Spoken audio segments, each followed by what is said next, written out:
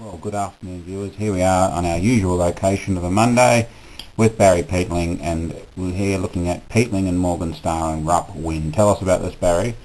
Well, it was early in the 60s when we were up with Peatlings. It was the second year I was there. It was the last home and away game against Denver, up at Denver, Colin, which is a very ordinary ground. And me and Morgan and I sort of just about kicked the score. I kicked 7 and the local champ, superstar Ian Morgan kicked 6. And we kicked 19 goals 5 that game. No, it was 15 goals 5 I think. I kicked 7 straight and Ian Morgan kicked 6 straight. So it was a pretty good day for Barry. That was the lead up before the finals, and that year we won the flag, and I finished runners up in the Wimbledon League goal kicking with 60 goals, which is still a record till this day and age, Colin. Wow, pretty good. Now, just to explain... 47 years that record was stripped for. Fair effort, that. Yeah, fair effort. 18.5-year-old, 60 goals in the Wimbledon League, which was recognised the best competition outside the VFL back in the day. So there you go. That's my ground course, and there you go. Pretty good. Well, what are we going to do now, Barry? We're going to do the 2012... my best and fairest count. I'd done it last year, and actually I picked the winner. Of course, I think everybody else picked the winner too, but I picked the winner, and Steve Harris, and he hasn't got any trophy yet, but he'll get it one day. So you've gone back on all your review of every single game, and got all the votes out of my little bag, little container over there, my folder, and we'll have a nice little bit of a readout, and you can have a little bit more dramatise a bit more, and all that sort of jazz. Very good. Well, let's get straight into it. The 2012 Peatling Awards of Best and Fairest at Chelsea. Round 1. This is Chelsea versus Edithvale Aspendale. 1 vote. 1 vote goes to A. Lewis. 2 votes. 2 votes goes to Sammy Carpenter. And 3 votes. 3 votes to Scotty McLeod. Very good. So he got the biscuits or the lollies at that game. So we're moving on to round 2, which was Chelsea versus the Pines. Yep. As you calculate all your information, we got 1 vote. 1 vote to McLeod. 2 votes. 2 votes to Damon. I think he kicked 6 goals that day. And 3 votes. 3 votes to Fabian DeLuca. Very good. So Fabian, the new recruit there, started the starring early on for Chelsea. So it moves us on to the round 3, which was a home game against Chelsea versus YCW. 1 vote. 1 vote to Nigel Abdallah. 2 votes. 2 votes to Sammy Carpenter. And 3 votes. A. Lewis, number 4. Captain's game, that one. Yeah. Started pretty well early in the season.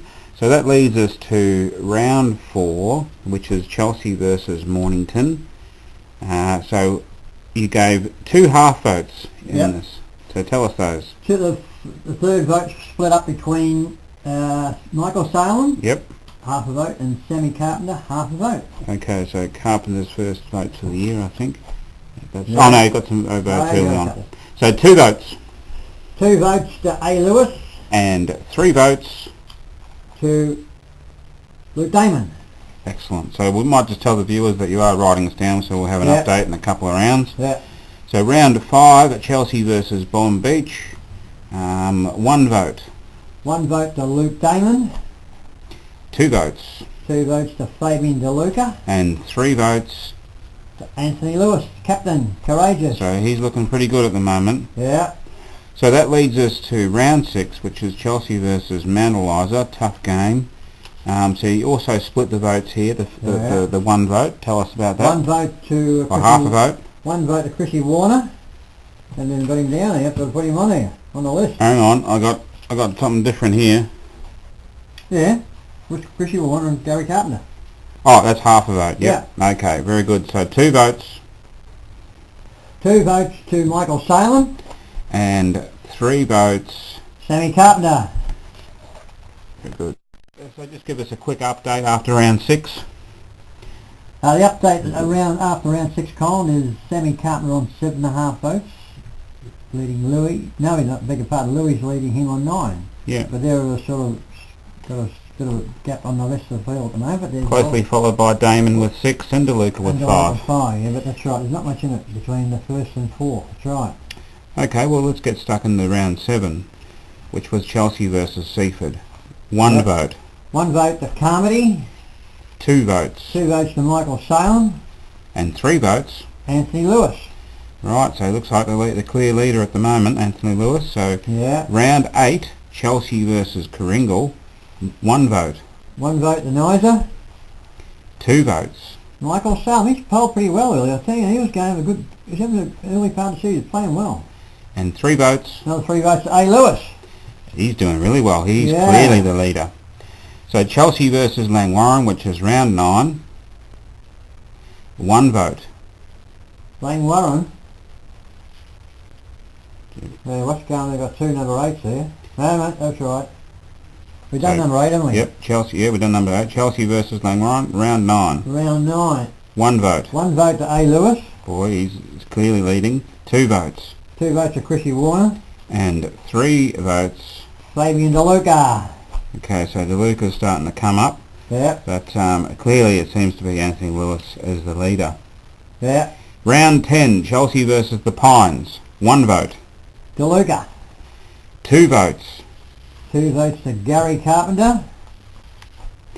And not Gary, beg your pardon, Sam Carpenter. Get your mind right, Gary boy. And 3 votes. Another 3 votes to A. Lewis. Wow, okay, be interesting to see the round 12 update. But now for round 11, Chelsea versus Edie Asp. He split the 1 vote, half a vote to... Half a vote to Nizer. And the other half... To Chrissy Warner. And 2 votes. 2 votes to Sammy Carpenter. 3 votes. Fabian DeLuca. Excellent. He's polling pretty well too early doors, Fabian DeLuca, I'll tell you. So round 12, Chelsea versus YCW, tough game. 1 vote. 1 vote to Jason Clark. 2 votes. Carmody. And 3 votes. Sammy Carpenter. So give us the leaderboard then, Barry. The lead at the moment is Anthony Lewis on 19 votes. Second is Sammy Carpenter on 17.5. And third is Fabian DeLuca on 12. Okay, so it's reasonably tight. Pretty tight at the top there. Okay. Well, round 13, Chelsea versus Mornington. I think Mornington had the win in this game. But 1 vote you split again, half a vote to... Nizer. The other half... Sammy Carpenter. Very good. And 2 votes. 2 votes to Jason Clark. Excellent. And finally 3 votes. 3 votes to Robbie Lancaster. I haven't got him down here. I'll put him down here quick smart there, Colin. Haven't even got him down. Slack. So that leads us to round 14, which is Chelsea versus Bomb Beach. 1 vote. 1 vote to Chrissy Warner. 2 votes. Fabian DeLuca. And finally 3 votes. S. Carpenter, Sammy Carpenter. So I think he might have taken the lead there because just jumped in front. At this point I think Lewis is out. No, not yet. No. Come on, we've got to keep the crowd on the toes. Okay, round 15, Chelsea versus Manaliza. 1 vote. Bradley Clark got 1 vote. He got polled in 2 or 3. 1 vote for Bradley Clark. 2 votes. Robbie Lancaster. And 3 votes. Sammy Carpenter. Okay, excellent. So round 16, which is Chelsea versus Seaford. You split the votes again of 1 vote of half a vote to... Half a vote to Fenimore. Fenimore. And the other half... The other half to Jason Clark. And 2 votes. Robbie Lancaster. And 3 votes. Sammy Carpenter. Oh, he's sprinting ahead now. Shooting away, mate. Round 17, Chelsea versus Coringal, 1 vote. 1 vote to Carmody. 2 votes. 2 votes to Swither, Lancaster. And 3 votes. Something different, Sammy Carpenter. Oh, he's got this in the bag now. Last round, Chelsea versus Langwarrin, 1 vote. 1 vote to Chrissy Warner. He polled a few games. 2 votes. Robbie Lancaster. And 3 votes. And for me again, number 9, Sis Carpenter. So the winner of the Peatlings 2012 Best and Fairest goes to... Sammy Carpenter with 30 votes. Sammy Carpenter. Brilliant. Was expected. And what were the minor placings? The minor placings were Anthony Lewis, who missed the last 5 games on 19 votes, and running third, who missed the last 4 games with 14 votes, was Fabian DeLuca. What was probably the big surprise, the person who came 4th? Robbie Lancaster polled in every game, the last 5 games. So Very different. Whizzer, brilliant. So- I told him out of the club last week. I said, you finished the season off brilliantly. And you're going to give a player for the young player award, Oh, an award for the young player, the up two, and coming. Yeah, the two Clarks. I mean, they got a big future, those two kids, and I thought Bradley Clark polled him one or two more games. He only polled him one game, but he showed a lot of promise. Yeah, okay. So he probably was in the top half a dozen in a few games, really. Yeah, he was in the top 5, yeah, 2 or 3 times, yeah. Yeah. Okay, so there we have it. This year, the 2012 winner is Sam Carpenter. Excellent effort. Who unfortunately won't be here the next year, but never mind. That's it. Never mind, he won it this year. Okay, let's get into you went over to have a look at Kooringal versus Mount Eliza, is that correct? Yeah. And so tell us... Perfect day for football, beautiful ground condition. That was a very poor crowd, Colin. For a final. I reckon they're lucky to be 400. Qualifying final. Not many 400, would it? No, for a qualifying final. Well, tell us about the first half. The first half, Mount Eliza jumping. They just they jumped at the blocks, and at one stage in the second quarter they were about 8 goals, nearly 9 goals in front of Kooringal. But Scotty Lockett and Scott Simpson and Hurst. Gee, he's one of the best marks I've seen in a long time. In a pack mark, Scotty Lockett. He kicked 3 goals in the first. They kicked 4 goals in the first half, I think. Died out a bit in the second half, but in that first half, him and Simpson and what's his name, Morey, Lowry, number 4, they cut him to pieces in the first half, and that's what won the game. But I think, as I said, I was talking before he coming out, Kooringal got within 10 points at the finish, but they'll be a different side next time. If they play again, I think they'll... So what was the finishing score? Or did they win by enough? They only won 10 points. Okay. They got within 3 points in the last quarter. So that was a bit of an upset as far as you're concerned. They had too many players down. I mean, that the leading gun forward, what's his name, Cocky, what's his second name? Number 13. One kicked at half time. Oh, right. Number 13. Hey, he kicked 10 goals against us 3 weeks ago. Didn't have one kick in the half time. He finished up with 1 goal, 2. Well, give us the goal kickers while you're at it, if you have them there. Yeah, I've got the goal kickers. Kooringal, Van Ray kicked 3. Hurst kicked 4. I'll tell you something about Hurst later. Mount Eliza, Lowry kicked 4, Lockwood 3, Willock 2. He kicked 2 in the last quarter. Willock. Very damaging goals that would save him the game. That's all. The rest is a couple of single goal kickers there. But well, tell us about your best players in that game. the best players, I reckon, with no shadow of doubt, the best player on the ground was David Hurst, number 18 for Kooringal. He is a superstar, that fella. He kicked 1 goal in the first quarter. I think I wrote it down there. He beat 3 players in about 60 yards, just brushed the tackles and kicked a beautiful goal. He is a superstar. Number 18, don't forget him. So you're going to give some votes for this game? Yeah, I'll give some One vote. I'll give 1 vote to Scotty Simpson. Yep. And 2 votes two to votes. Lowry, L-O-U-R-E-Y. I presume you pronounce it Lowry, is it? Yeah. Yep. And 3 votes to David Hurst in the losing time. He killed him, kicked 4 goals. Right, so have you got any I'd like to get hold of him next year for Chelsea. Yeah. You got any further comments on the game? Well, no, not really. It was, apart from that, it was a boring crowd. I mean, I did small crowd. I mean, for 2 top sides, what's going on? In a final? Yeah. Oh, I was talking to Russell. Was it on a Sunday? Father's Day? Yesterday, yeah. That should that make difference. People don't wear Father's Day now. But I was with Snake, Russell the Snake. He was alongside me, and no, it was, we were standing alongside the Mount Eliza crew, and they're very boring supporters too, because they call themselves the Mounties. The Mounties, you know, Mounties. But it was after half time the game picked up. It was the first half. It was, and some of them disposed were mainly on Kooringal. They were hopeless. Living the ball, handball the wrong fellas. Think Chelsea might have had a hope if they played them? No, Chelsea wouldn't be in. They wouldn't get the same, run down the same race. But it was after half time was a bit better game. They got within 2 points the last quarter, Kooringal. And I reckon, as I said before, I think if they meet again, it'll be a different story. Cocky Hay he won't be held. Won't be so and that cocky. crowd, the best fullback I've seen in a competition, I told you a few weeks ago for Kooringal, he got cleaned up by Scotty Lockwood, they took him off in the quarter time, moved him on the ball.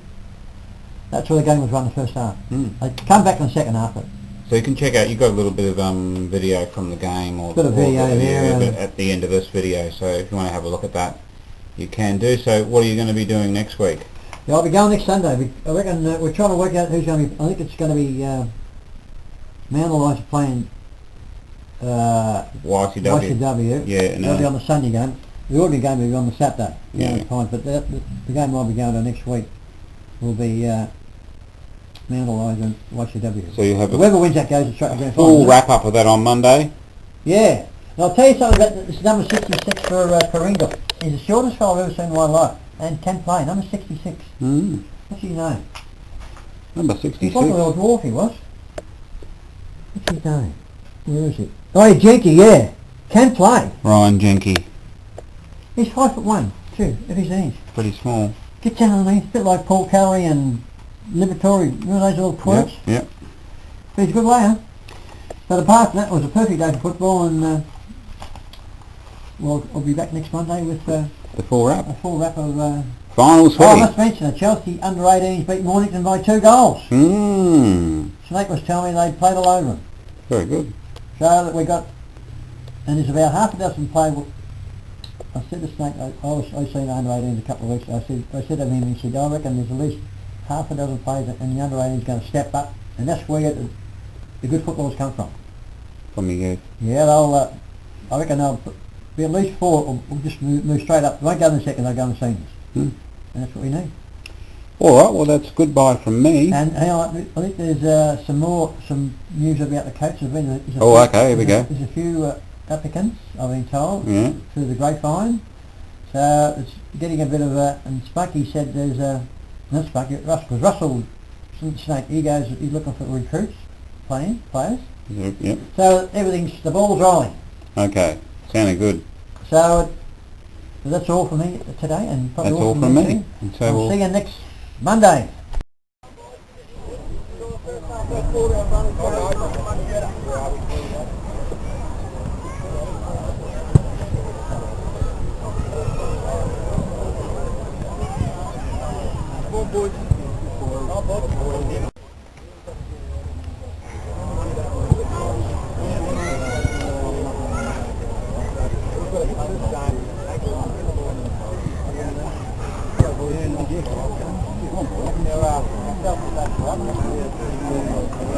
We probably just weren't rewarded enough for our effort. Okay, I reckon our effort definitely increased, I can tell.